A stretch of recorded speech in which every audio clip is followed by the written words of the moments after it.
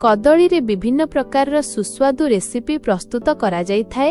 एठारे ओडिसा रे खूब लोकप्रिय तथा स्वादिष्ट कदली तरकारी, कंचा कदली आलू तरकारी एवं कदली पूरी बरा विषय रे दियागला। 1. कंचा कदली और आलू तरकारी रसा। यह भात किंबा रुटी सहित खाइबाकू बहुत भल लगे। आवश्यक सामग्री: कंचा कदली अधा सिझा किंबा चोपा छड़ाई छोट खंड कटा, आलू मुठी मध्यम आकारर सिझा, पियाज बारीक कटा, टमाटो कटा, अदा रसुण पेस्ट 1 चामच, गुंड मसला हलदी गुंड आधा चामच, लंका गुंड स्वाद अनुजाई, जीरा और धनिया गुंड 1 चामच, गरम मसला आधा चामच, फुटण जीरा सुखिला लंका तेजपत्र, तेल और स्वाद अनुजाई लूण। प्रस्तुति प्रणाली: 1.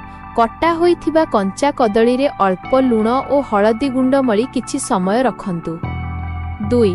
कड़ाई रे तेल गरम करी कदली खंडगुड़ी को लाल हेला पर्यंत भाजी काढ़ी नियंतु।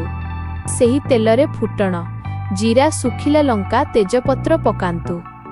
4. एबे पियाज पकाई लाल हेबा पर्यंत भाजंतु। परे अदा रसुण पेस्ट देई कसंतु। 5. एहा परे टमाटो हलदी लंका जीरा और धनिया गुंड देई मसला को भल भाबे तेल छाड़िबा पर्यंत कसंतु। 6. मसला भाजी होई गले सेथिरे भाजी रखिथिबा कदली एवं हातरे चकटी रखिथिबा सिझा आलू को पकाई भल भाबे मिसांतु। 7. आवश्यक अनुजाई पानी देई घोड़ाई दियंतु जेपरी कदली भल भाबे सिझी जिवो। 8. शेषरे गरम मसला गुंड पकाई गैस बंद करंतु। प्रस्तुत होई गला मजादार कदली तरकारी।